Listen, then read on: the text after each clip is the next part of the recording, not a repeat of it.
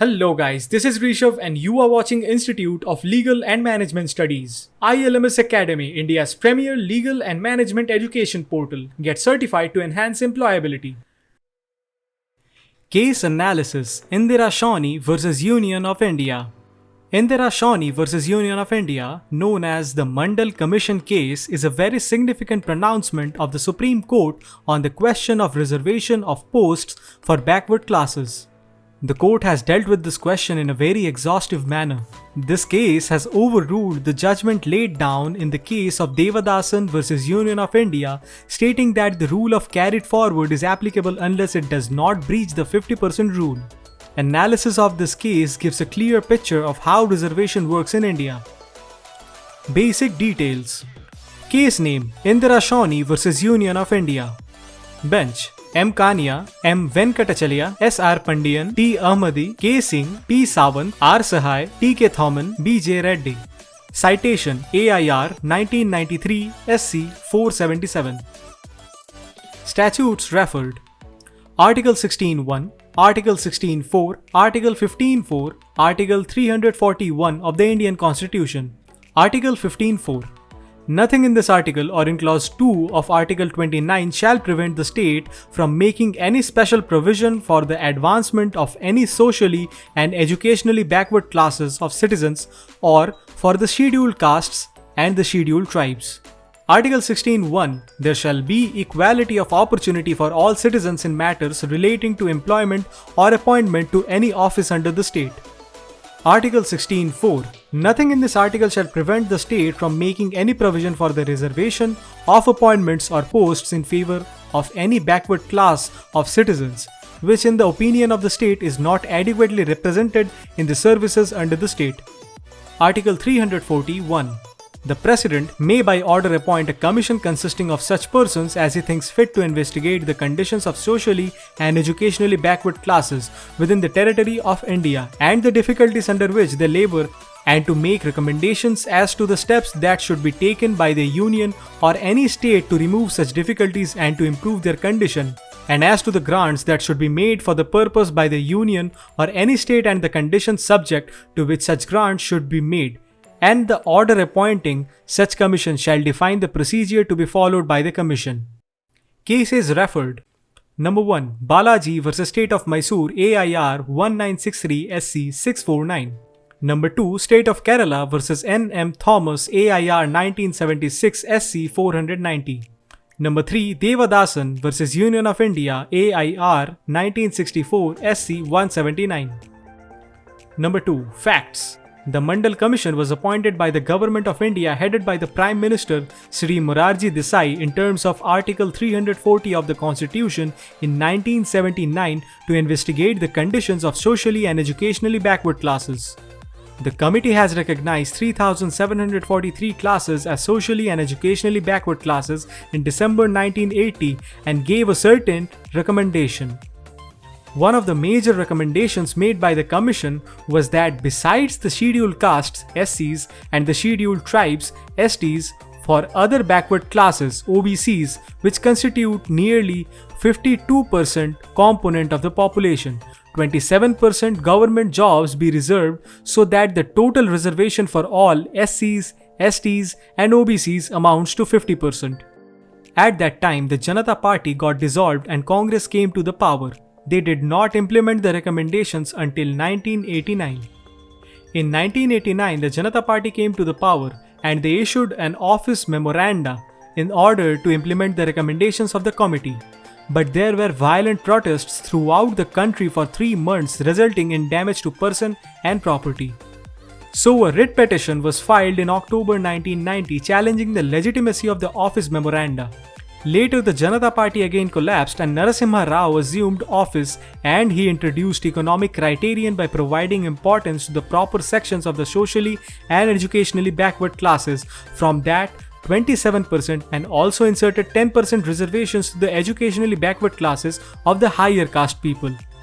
The 5-judge bench referred the matter to a special constitution bench of 9 judges in view to the importance of the matter to finally settle the legal position relating to the reservation. Ultimately, the constitutional validity of the memorandum came to be questioned in the Supreme Court through several writ petitions. The question of the constitutional validity of the memorandum was considered by a bench of 9 judges. 6 opinions were delivered. The leading opinion was delivered by Jeevan Reddy J. on behalf of himself, Kania C.J., Venkatachalya, and Ahmadi J.J. 2 judges, Pandian and Sawant J.J., in separate opinions concurred with Reddy J. 3 judges, Thoman, Kuldeep Singh, and Sahai J.J., in separate opinions dissented from Reddy J. on several points. 3. Issues raised. 1. Whether the classification made is on the basis of economy or caste. 2. Whether Article 16.4 is an exception of Article 16.1 or not. 3. Whether in Article 16.4 backward classes are similar as socially and educationally backward classes in Article 15.4 or not. 4. Whether the classification made under the backward class as backward class and most backward class is valid or not. Number 4. Decision of the court. The court gave a decision within 6:3 majority held that the decision of the government of India to reserve 27% of the jobs to the socially and economically backward classes, in which the preferred would be given to the poorer sections of the socially and educationally backward classes in the 27% quota, is held to be constitutionally valid.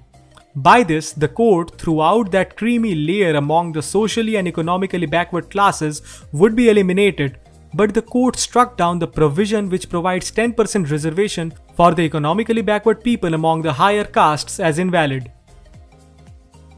Number 5. Rationale of the judgment. Issue 1. Whether the classification made is on the basis of economy or caste. This case describes the extent through which Article 16.4 could be used, and also this case was served as a landmark judgment for the reservation people from the backward class. The court has rightly pointed out that the Article 16.4 by its nature cannot be applied to the economically backward people unless a proper methodology is worked out to ascertain the inadequate representation of such economically backward among the higher castes. The court also further held that the reservation cannot be purely on the basis of economic backwardness without any regard to the historical discrimination, and it finds no justification in the Indian Constitution. The court further ruled that the total number of seats reserved cannot be greater than 50%. The majority of the judges held that neither the Constitution of India nor any law existing does not lay the procedure for the ascertainment of the backward classes, and also it is not possible for the courts to ascertain the same, and so it has been left to the authority concerned. The accent of Article 16.4 is on the social backwardness. For a review of the previous case law in the area, the court has concluded that the judicial opinions emphasizes the integral connection between caste, occupation, poverty, and social backwardness. Social, educational, and economic backwardness are closely intertwined in the Indian context. As regards the identification of backward classes, caste may be used as a criterion because caste often is a social class in India. But caste cannot be the sole criterion for reservation. Reservation is not being made under Article 16.4 in favor of caste but a backward class. Once a caste satisfies the criteria of backwardness, it becomes a backward class for purpose of Article 16.4. Reddy J. has observed in this connection, the classification is not on the basis of the caste but on the ground that that caste is found to be a backward class not adequately represented in the services of the state. Among the non-Hindus, there are several occupational groups, sections, and denominations which, for historical reasons, are socially backward. They too represent backward social collectivities for the purpose of Article 16.4. Issue 2. Whether Article 16.4 is an exception of Article 16.1 or not. Regarding this issue, the court held that Article 16.4 is not an exception of Article 16.1, but it is an extension of Article 16.1. The court has reiterated the view expressed by it earlier in Thomas that Article 16.1 permits classification for ensuring the attainment of equality of opportunity assured by Article 16.1 itself. Article 16.1 is a facet of Article 14. Just as Article 14 permits reasonable classification, so does Article 16.1. A classification may involve reservation of seats or vacancies, as the case may be. In other words, under Article 16.1, appoints and/or posts can be reserved in favor of a class.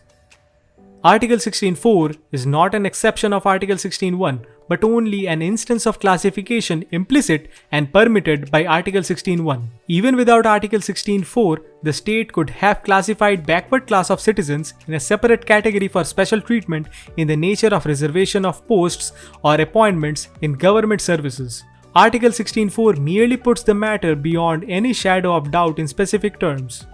Article 16.4 permits reservation in favor of any backward classes of citizens. Backward classes having been classified by the Constitution itself as a class deserving special treatment, and the Constitution having itself specified the nature of the special treatment, it should be presumed that no further classification or special treatment is permissible in their favor apart from or outside of Article 16.4. Article 16.4 is exhaustive of the provisions that can be made in favor of the backward classes in the matter of employment.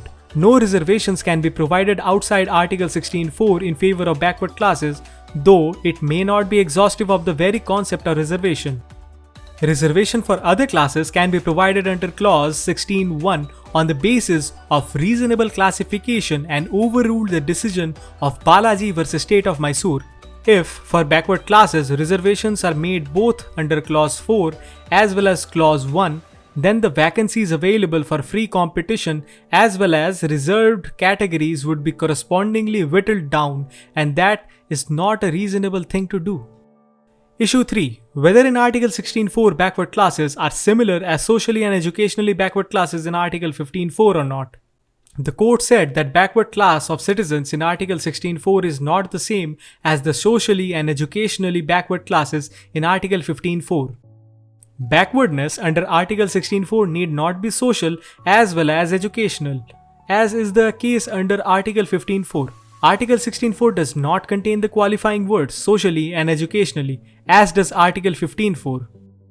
Saying so would mean and imply reading a limitation into a beneficial provision like Article 16.4. Backwardness contemplated by Article 16.4 is mainly social backwardness. A backward class cannot be identified only and exclusively with reference to economic criterion. A backward class may, however, be identified on the basis of occupation cum income without any reference to caste. Issue 4.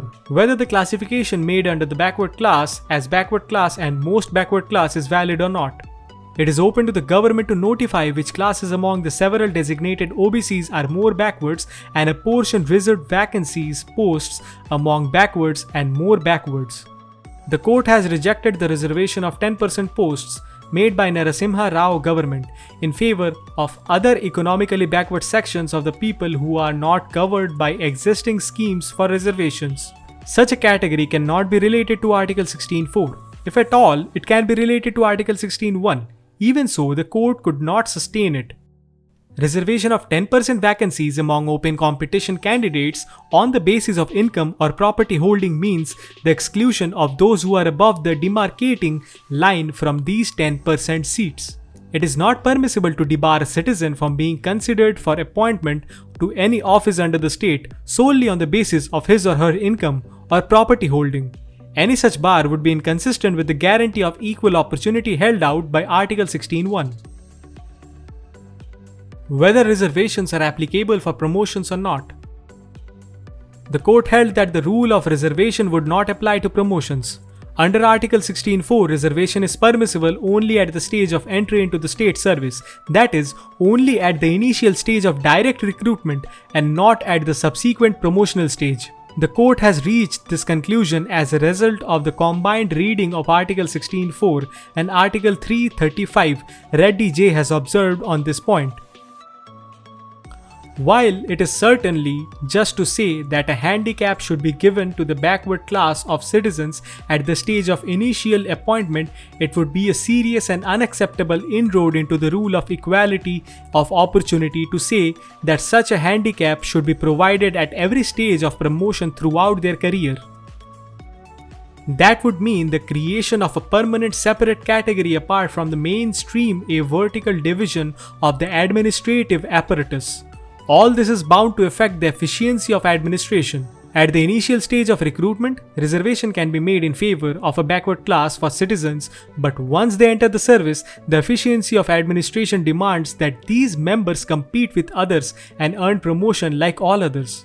They are expected to operate on equal footing with others. Thus, the court now overruled Rangachari, which had held the field for the last 30 years. To soften the adverse impact of the new ruling, the court directed that it would be operative only prospectively, and wherever reservations had been provided in promotions, it would continue for a period of 5 years.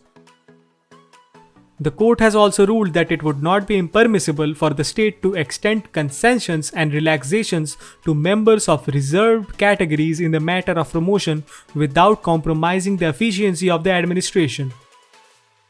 Creamy layer.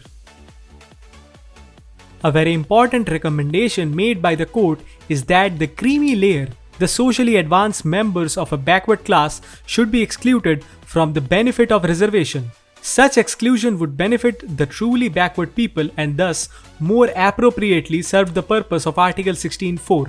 Reddy J. has opined that the basis of exclusion should not merely be economic, unless of course the economic advancement is so high that it necessarily means social advancement. There are, however, certain positions the occupants of which can be treated as socially advanced without any further inquiry. Thus, when a member of a designated backward class becomes a member of IAS or IPS or any other All India service, his status in society rises. He is no longer socially disadvantaged. His children get full opportunity to realize their potential. They are in no way handicapped in the race of life. His salary is also such that he is above want. It is but logical that in such a situation, his children are not given the benefits of reservation.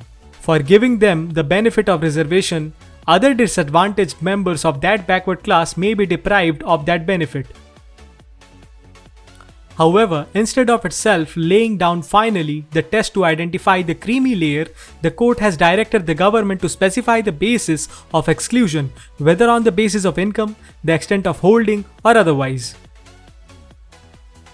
This ruling aims at ensuring that the benefit of reservation reaches the proper and the weakest section of the backward class. The court also overruled the Devadasan case, which ruled out that the carry-forward rule by saying that the reserved posts remaining unfulfilled in 1 year may be carried forward to the next year, but subject to the overall limit that overall reservation in any 1 year ought not be more than 50%. Concluding remarks. In Indira Shawni, the Supreme Court has taken cognizance of many complex but very momentous questions having a bearing on the future welfare and stability of the Indian society. The Supreme Court has delivered a very thoughtful, creative and exhaustive opinion dealing with various aspects of the reservation problem. Basically, reservation in government services is anti-meritocracy because when a candidate is appointed to a reserved post, it inevitably excludes a more meritorious candidate. But reservation is now a fact of life and it will be the ruling norm for years to come. The society may find it very difficult to shed the reservation rule in the near future. But the court's opinion has checked the system or reservation from running riot and has also mitigated some of its evils. 3 positive aspects of the Supreme Court's opinion may be highlighted.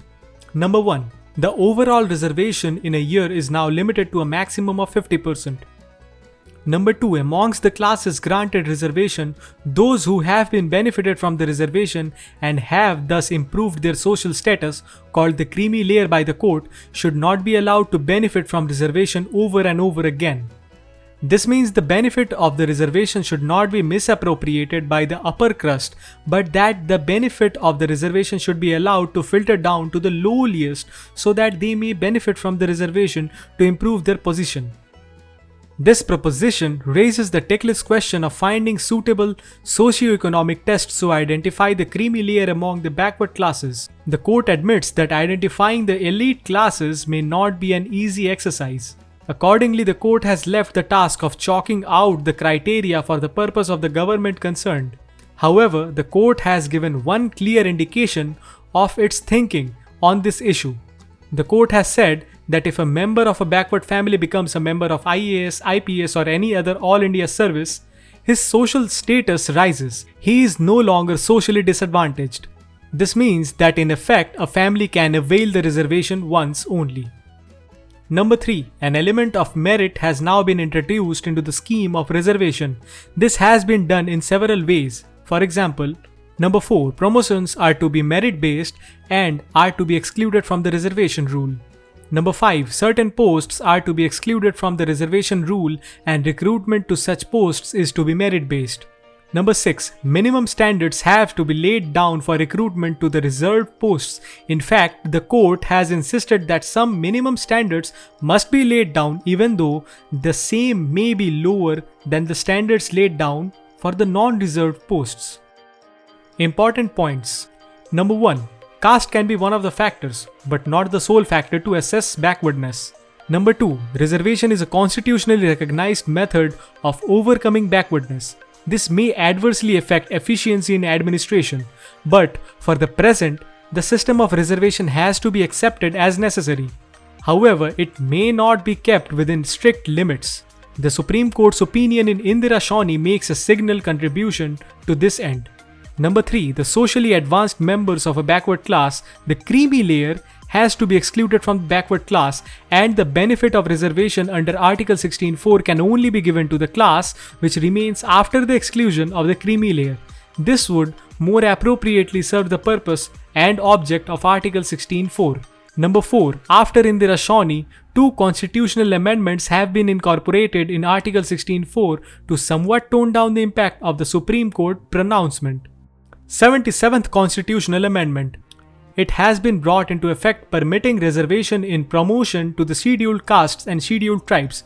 The following clause 4A has been added to Article 16 in 1995.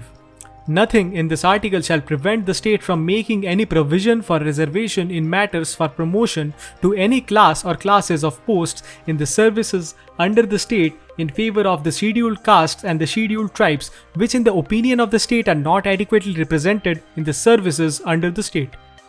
By amending the constitution, Parliament has removed the base as interpreted by the Supreme Court in Indira Shawnee that appointment does not include promotion. Article 16(4)(a) thus revives the interpretation put on Article 16 in Rangachari. Rule of reservation can now apply not only to initial recruitment but also to promotion as well, where the state is of the opinion that the scheduled castes and scheduled tribes are not adequately represented in promotional posts in services under the state. It may however be noted that Article 16(a) permits reservation in promotion posts only for the members of the scheduled castes and scheduled tribes, but not for the backward classes. This means that the position taken by the Supreme Court in Indira Shawnee still prevails as regards OBCs in respect of promotion posts. No reservations can be made in promotion posts for the OBCs. 81st Constitutional Amendment. The Constitution 81st Amendment Act 2000 has added Article 16(4)(b) to the Constitution. Article 16(4)(b) runs as follows. Nothing in this article shall prevent the state from considering any unfilled vacancies of the year which are reserved for being filled up in the year in accordance with any provision for reservation made under Clause 4 or Clause 4A as a separate class of vacancies to be filled up in any succeeding year or years, and such class of vacancies shall not be considered together with the vacancies of the year in which they are being filled up for determining the ceiling of 50% reservation on total number of vacancies of that year. The amendment envisages that the unfilled reserved vacancies in a year are to be carried forward to subsequent years and that these vacancies are to be treated as distinct and separate from the current vacancies during any year. The rule of 50% reservation laid down by the Supreme Court is to be applied only to the normal vacancies and not to the posts of the backlog of reserved vacancies. This means that the unfilled reserved vacancies are to be carried forward from year to year without any limit and are to be filled separately from the normal vacancies. This amendment also modifies the proposition laid down by the Supreme Court in Indira Shawnee. The amendment does increase the employment opportunities for the SC, ST and OBC candidates. 103rd Constitutional Amendment. Article 15(6) and Article 16(6) is added to the Indian Constitution by the 103rd Amendment, which provides reservations in the educational institution, including the private educational institutions, whether aided or unaided, and reservations in the government jobs to economically weaker sections of the people who are not belonging to SC, ST, and OBC. Article 16(6) of the Indian Constitution, which has been newly inserted by the amendment, provided for the maximum of 10% reservation in favor of the economically weaker sections of the people. This reservation is made in addition to the existing reservation scheme. The Constitution Amendment Act 2019 has given powers to provide up to 10% reservation for the economically weaker sections among the so-called higher castes in the education and government employment. This will be above and over the existing reservation scheme and would ultimately lead to an increase in the total reservation scheme to 59.50%. This amendment made in order to overrule the judgment of Indira Sawhney versus Union of India that 1. The total reservation scheme should not exceed 50%. Number 2. Economic backwardness cannot be the sole criterion for reservations. The 103rd Amendment has been challenged by the petition filed by the Youth for Equality, a non-governmental organization in the Supreme Court of India, through which they challenged the amendment on the grounds that it is against the basic structure of the Constitution of India, and also, by this amendment, the total reservation exceeds the threshold fixed by the Supreme Court in the case of Indira Sawhney versus Union of India. The case is highly debatable and has a considerable impact on the Indian socio-political scenario. The Supreme Court has consciously sought to explain the legality and necessity of affirmative action in its government's policy. However, even today, rules laid down are flouted. The Tamil Nadu government, for instance, increased reservation granted to 69% rather than decreasing it to 50%. Moreover, a more blatant violation was noticed in the forms of addition of Clause 4 to Article 16, which validated reservations regarding promotions, clearly violating the rules of the Supreme Court. Thus, we all have to give India a more equal society based on awareness and consolidated efforts. Visit ILMS Academy for various courses from contract drafting, RTI, labor law, GST, and more. Get certified to enhance employability.